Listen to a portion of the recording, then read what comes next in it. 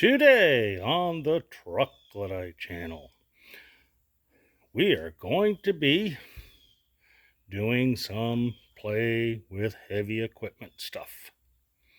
Okay, just stand by and wait for it to show.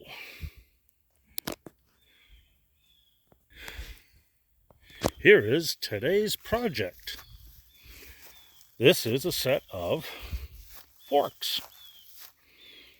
And as you can see, it is set up for 3-point connection.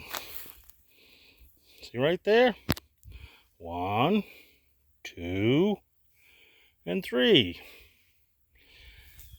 We are going to hook it up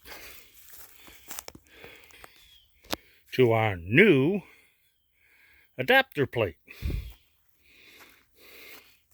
I'll simply remove the bucket, pick up this adapter plate.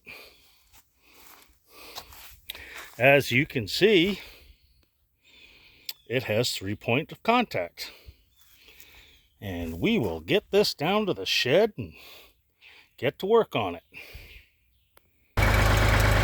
In case you folks didn't notice this tractor is equipped with a quick disconnect bucket. I've got one lever pulled already to show you how high it comes up. And we've reached down and just grabbed that one up there.